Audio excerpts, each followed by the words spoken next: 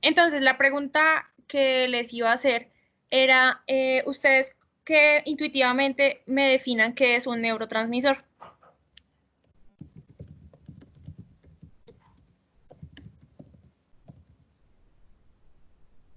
Escríbanlo en el chat o pueden activar el micrófono.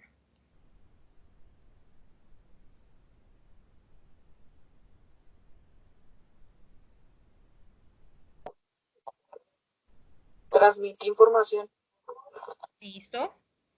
¿Qué otra cosa? Que digamos, intuitivamente, ¿qué debe tener un neurotransmisor para comunicar una información?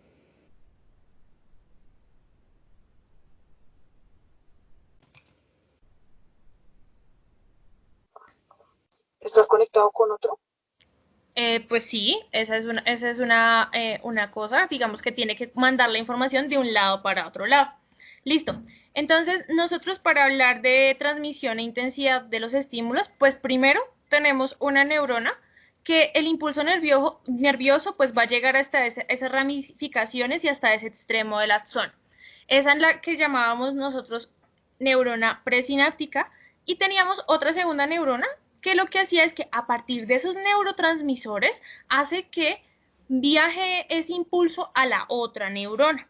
Entonces, nosotros tenemos que ese impulso nervioso pues llega a la sinapsis, es decir, a ese espacio entre esas dos neuronas que tenemos, y pues vamos a ver que en la sinapsis pues van a haber dos tipos de sinapsis. En la química pues hay una liberación de neurotransmisores que se van a pasar a ese espacio sináptico y esa información pues va a llegar a la siguiente neurona. De esa manera, pues hay una transmisión del impulso nervioso entre las diferentes neuronas. ¿Qué es importante? Puedes considerar que ese mecanismo, que puede ser químico o eléctrico, pues es lo que nos está permitiendo mover la información de un lado para otro. Entonces, vamos a tener dos tipos de sinapsis. En la sinapsis eléctrica, pues nosotros tenemos, nuevamente, siempre piensen que hay dos neuronas, una presináptica y otra postsináptica. Entonces, en la sinapsis eléctrica lo que va a ocurrir es que va a pasar el impulso nervioso directamente, es decir, no hay un espacio tan amplio entre esa neurona presináptica y la neurona postsináptica. Por tanto, ese impulso nervioso pues entra directamente. ¿Y cómo va a entrar? A partir de iones, específicamente los iones sodio. ¿Quién me puede decir qué carga tenía el ion sodio en la clase pasada o lo que leyeron o vieron para hacer la actividad de la clase pasada? El ion sodio, ¿qué carga tenía?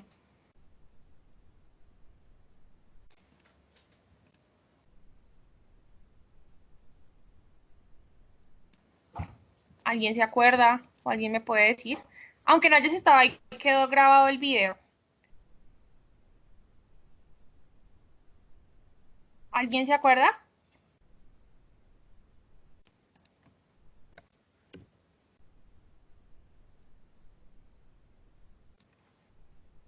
Bueno, entonces nosotros teníamos que el ion sodio tiene una carga positiva.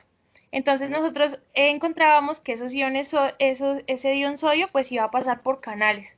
Y pues teníamos, bueno, aparte de eso teníamos una existencia de unas bombas de sodio-potasio que generaban una transmisión de ese sodio y ese potasio de un lado para otro. Entonces imagínense que acá existen son canales. Esos canales lo que hacen es moverse de un lado para otro ese sodio. ¿Y qué consecuencia va a tener? Pues que como ese sodio pasa a la otra neurona, va a generar una despolarización y eso va a continuar el impulso nervioso. Por eso veíamos que, imaginemos que va a haber una conexión entre muchas neuronas para transmitir esa información. Ahorita vamos a hablar de qué información pues vamos a tener. Entonces, acá tenemos pues que va a haber más velocidad, porque si tenemos esa sinapsis cerca, o sea, esa neurona con la otra neurona muy junticas entre sí, pues vamos a ver que ahí va a haber más velocidad para la transmisión de esa información, pero no va a haber variedad. Variedad en el sentido de que qué tipo de información estamos comunicando. Entonces, digamos, ¿cómo hacemos que Marty, cuando está en contacto con nuestro león, pues decida si va a ir hacia él o va a salir corriendo? Entonces, eso implica que tiene que haber una variación en nuestra información para comunicarle a Martí de que tiene que salir corriendo para que no se lo coman. Entonces, vamos a tener un segundo tipo de sinapsis, que es la sinapsis química, en donde voy a profundizar en mayor detalle, porque esta información es la que nos va a decir, o le va a decir a Marty si tiene que salir corriendo o si tiene que quedarse junto a Alex. Entonces, en la sinapsis química, ¿qué pasa? Pues que hay un mayor espacio entre esas neuronas y que básicamente esos neurotransmisores son los que van a comunicar la información, son los que van a decir, los que le van a decir a Marty, salga corriendo, o los que le van a decir a Marty, venga, este Alex es su amigo, no su enemigo, no se lo va a comer. Entonces, básicamente en la sinapsis química, pues esas neuronas tienen un espacio bien grande y esos neurotransmisores son mensajeros químicos. Por eso les digo que la relación entre la química y la biología es impresionante, porque nosotros todo lo que pensamos, sentimos y comunicamos es moléculas. Entonces, cuando hay un ingreso de calcio, pues imaginemos que hay un impulso nervioso, así como lo vimos la clase pasada. Este va a llegar a esa neurona presináptica y pues va a haber una apertura de canales de calcio para que el calcio entre. ¿Eso qué va a hacer? Que en esas vesiculitas donde se encuentran esos neurotransmisores comiencen a liberarlos. Entonces acá vemos que hay una relación entre ese potencial de acción, ese impulso nervioso que veíamos la clase pasada, con la liberación de esos neurotransmisores. ¿Qué va a pasar? Pues que esos neurotransmisores, dependiendo de los receptores, es decir, esas proteínas que van a reconocer a esas moléculas, pues se va a generar una respuesta. Respuestas de muchísimas clases. ¿Eso qué significa? Que nosotros podemos tener muchos neurotransmisores, pero poquitos receptores.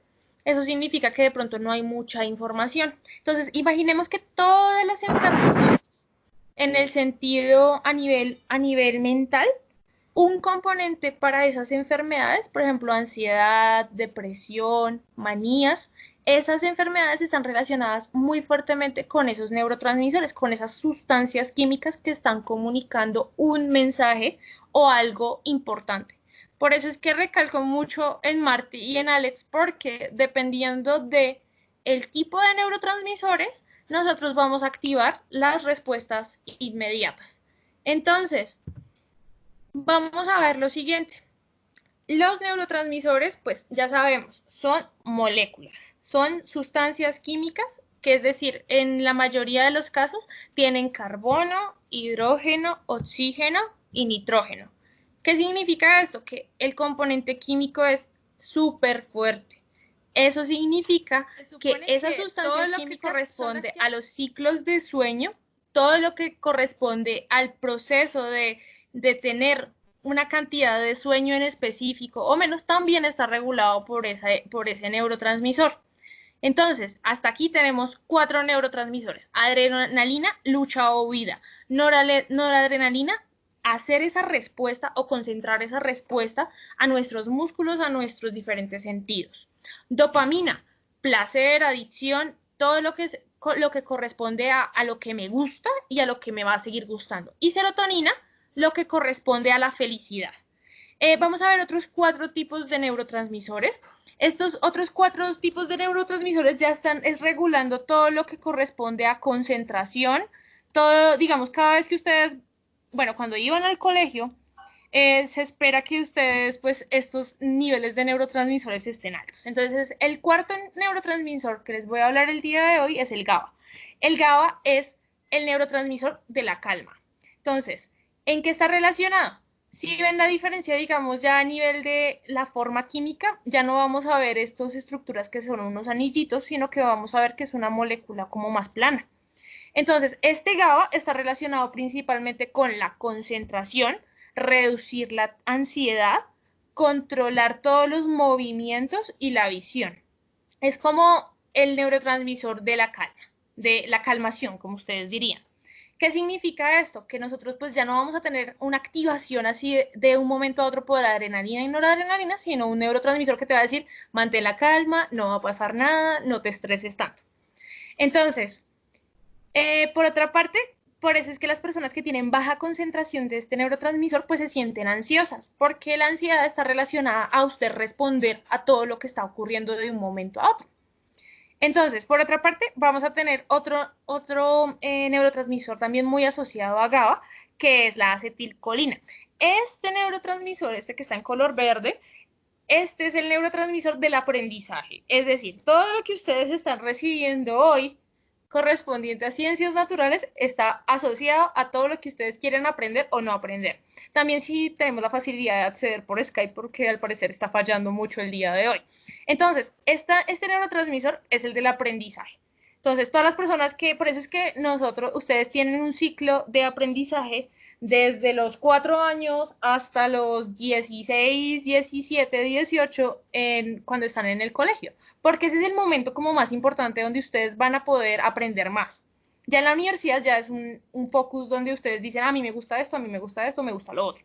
Entonces, acetilcolina relacionado con pensamiento, aprendizaje, memoria, atención y despertar. Entonces, son los componentes más importantes que uno necesita para aprender. La memoria, pues, es asunto de cada uno. Cada uno recuerda o recuerda más o menos a las acciones. Pero lo que es la atención y el aprendizaje y lo que usted piensa de las cosas, pues es importante para poder aprender. Porque si uno no tiene la disposición para aprender, sencillamente va a decir, no entiendo, no sé, no entiendo nada. ¿Listo? Vamos ya 4, 5, 6, ¿cierto? Séptimo neurotransmisor. Este neurotransmisor está muy asociado también al aprendizaje, que es el neurotransmisor de la memoria o glutamato. Entonces, todo lo que corresponde a hacer conectividad a nivel de las neuronas está muy relacionado con el glutamato. Por tanto, todo lo que corresponde a aprendizaje está asociado a este neurotransmisor que permite esa conexión entre las diferentes neuronas y nervios para que haya una comunicación de un mensaje. Por eso es que siempre cuando estamos en el proceso de aprendizaje, pues o nosotros decidimos poner atención o decidimos sencillamente ponernos a jugar Free Fire si no nos llama la atención la clase. Es así de simple. Octavo y último neurotransmisor, las endorfinas. Entonces, todas las personas que sienten alguna sensación de felicidad liberan mucho este neurotransmisor. Entonces, ¿en qué momento se puede liberar?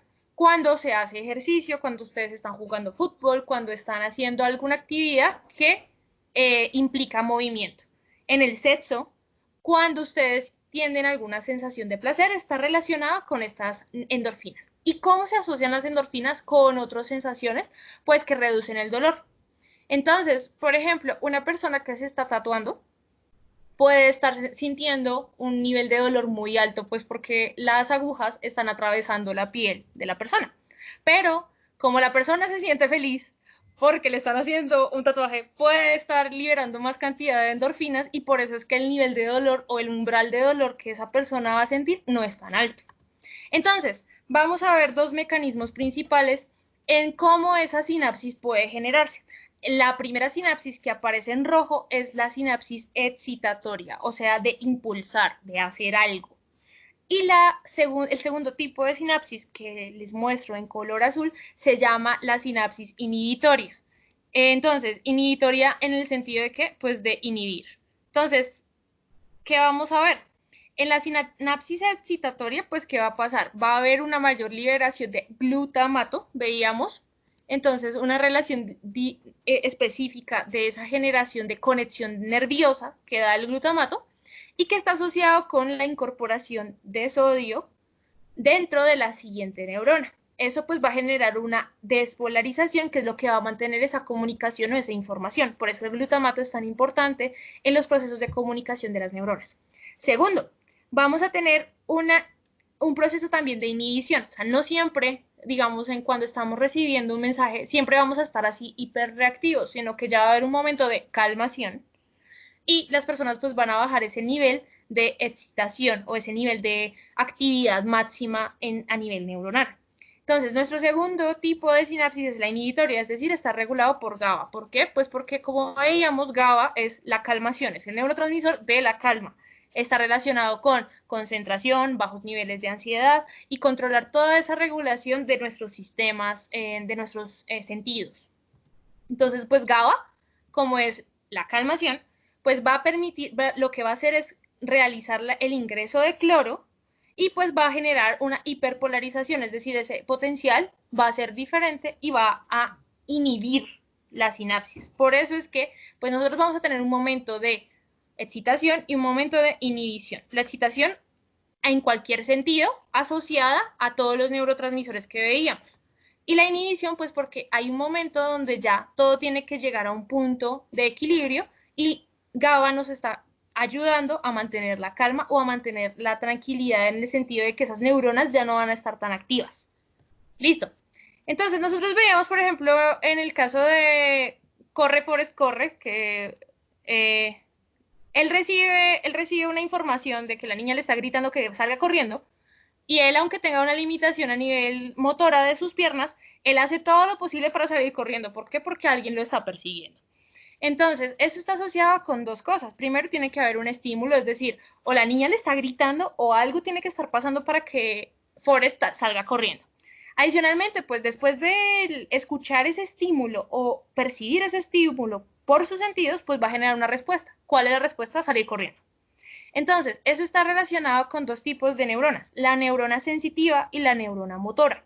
La otra clase vamos a ver pues todos los mecanismos que están regulando todos los sentidos con esas neuronas. Pero lo particular acá es que siempre piensen que cuando algo les está incomodando o les está afectando, eso se le llama un estímulo. Y ustedes, consecuentemente, dan una respuesta, que sea correr, sea gritar, sea hacer algo.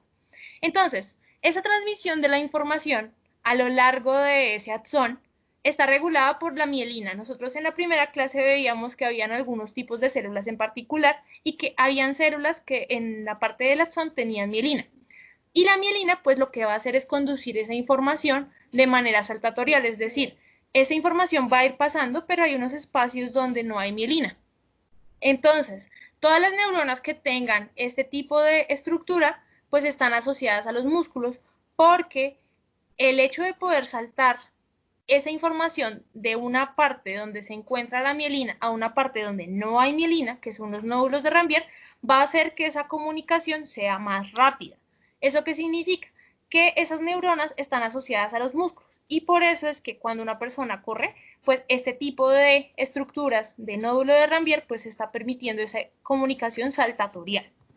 Entonces, de una cosa hasta aquí, pues entonces solo vamos a decir que hay estímulos, ¿cierto? O sea, sentimos unas cosas que nos van a hacer sentir bien o mal. Y esa sensación, esa percepción de esa información está dada por nuestros sentidos o por nuestros diferentes órganos. Entonces, ¿qué va a pasar? La intensidad a qué está referida. Cuando ustedes dicen esa persona es intensa, ¿qué están queriendo decir? Digamos, cuando ustedes dicen intenso, ¿qué significa?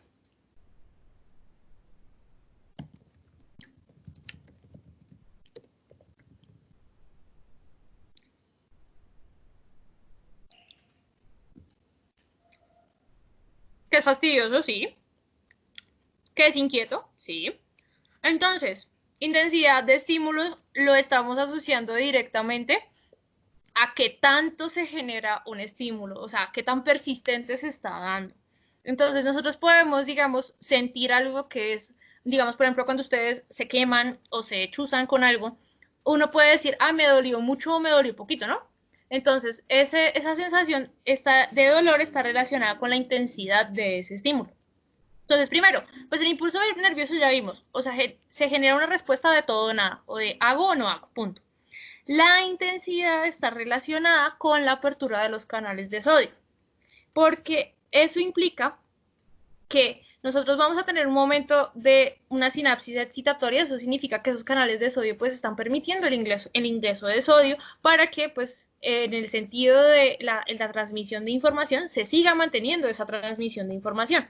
Pero cuando hablamos de intensidad, estamos relacionando de que hay algo que nos está haciendo sentir una sensación más fuerte o más débil. La sensación fuerte o débil está asociada directamente al potencial de acción. Es decir, la cantidad de impulsos, estas rayitas que ustedes ven aquí, es la cantidad de impulsos que se pueden generar por una acción. Por eso una persona cuando golpea a otra, la otra cuando recibe el golpe puede decir, ah, no, me pegó pasito o me pegó fuerte. Está relacionado es con ¿qué? Con el impulso nervioso que genera. ¿Y qué consecuencias tiene eso? Pues que cuando hay una intensidad baja, no hay una liberación tan fuerte de neurotransmisores y cuando hay una intensidad alta, se generan muchos neurotransmisores. Entonces, ¿eso qué significa? Que si hay pocos neurotransmisores o una liberación de poca cantidad de neurotransmisores, pues no se va a sentir tan fuerte algo. Mientras que cuando hay una gran liberación de neurotransmisores, pues se genera una liberación muy alta de una respuesta. Entonces, adicionalmente, ¿cómo se conecta todo con esto? Mientras más neuronas están sintiendo eso, pues va a haber más impulsos nerviosos y por tanto, pues va a haber una mayor intensidad del estímulo. Entonces, por ejemplo, cuando una persona está tocando suavemente a otra, van a ver que esas frecuencias de potencial de acción, esas lineecitas, van a ser poquitas. Sin embargo, cuando una persona toca a otra a nivel moderado, pues miren que la cantidad de intensidad del estímulo va a aumentar. Cuando una persona ya golpea a otra o digamos chuza a otra con el dedo, pues va a tener una mayor cantidad de intensidad del estímulo. Entonces, mientras más intenso es el estímulo, más frecuencia en relación a que al potencial de acción se va a generar. Entonces, ¿eso qué permite? Que cuando nosotros podamos diferenciar entre un toque suave y entre una presión intensa. Es decir, que un toque suave esté asociado a que una persona me quiere o que una presión intensa esté asociado a que alguien no me quiera o que está pasando algo fuerte en mi cuerpo que me está haciendo sentir, oiga, esto es una respuesta mala. Entonces, ¿cómo se relaciona todo con la lucha y la huida? Nosotros tenemos un estímulo, a partir de nuestros receptores, pues reconocemos una señal, procesamos la información, en la otra semana vamos a ver quién es el procesador de información, nuestro cerebro, y vamos a dar una respuesta. Entonces, lucha y huida, Marty y Alex. Entonces, una persona cuando golpea a otra, la otra persona puede decidir entre responder a la acción del golpe o salir corriendo. Esos son los dos mecanismos que tenemos. ¿Y con qué está regulado? Pues con la intensidad de ese estímulo. Si yo recibo una presión interna intensa o algo intenso, pues sencillamente tengo que o responder o salgo corriendo. Mientras que si yo recibiera un estímulo suave, pues no me parecería tan grave la acción y entonces no decidiría si lucho o huyo. Entonces, esta lucha o huida está muy relacionada con los neurotransmisores. Ya vimos que hay unos neurotransmisores que nos están hablando de luchar o de salir corriendo. Por otro ejemplo, cuando una persona, por ejemplo, se chuza con una rosa, hay una relación pues de esa señal que percibe nuestra piel con una corriente sensitiva. La persona pues puede decir, ay, yo me gusta chuzarme con las rosas, entonces puede dejar la mano. Pero hay un estímulo que se llama el acto reflejo, que es que la mano trata de evitar ¿qué? Presiones intensas o choques intensos con algo. Entonces sencillamente la mano se aleja porque hay una respuesta rápida de evitar tener el contacto con lo que me está generando un daño. Y pues esto, ¿qué es? Un sistema que tienen todos los seres vivos para mantenerse y sobrevivir. Por algo uno cuando está calentando algo no le pone la mano al fuego. Por ese mecanismo de que hay algo que nos está generando dolor, nosotros tenemos que activar nuestro acto reflejo y de una vez, instintivamente, levantamos la mano de ahí. Entonces, la idea del taller de Ciencias Naturales de esta semana es que ustedes completen la ficha de lectura con los 3 conceptos que vimos el día de hoy en la clase y que realicen un mapa conceptual con 3 neurotransmisores que le hayan llamado la atención. Entonces yo les mostré 8 neurotransmisores que podíamos encontrar naturalmente y acá les dejo una lectura, un link de una lectura donde van a encontrar varios neurotransmisores. Si a ustedes les llamó la atención los que están relacionados con la huida o la respuesta, trabajen con estos. Si les interesa más lo que está relacionado con el placer o sentir felicidad y tristeza, pueden trabajar con estos dos. O si les llama la atención lo que está relacionado con el aprendizaje, pues revisen este GABA, la acetilcolina y el glutamato. Esa es la propuesta pues para la actividad de esta semana. ¿Cuándo me la tienen que entregar? Me la tendrían que entregar el martes de la otra semana. Sin embargo, la idea es que ustedes pues me vayan informando, sea por el modo o por el correo, cómo les fue con la actividad. Sin embargo, voy a subir este video a YouTube para que la mayor parte de gente pueda acceder porque solo participaron hoy 5 estudiantes. Entonces voy a dejar de tener la grabación y vamos a dar unos 10 minuticos mientras logro que más gente entre para nuestra clase de biotecnología.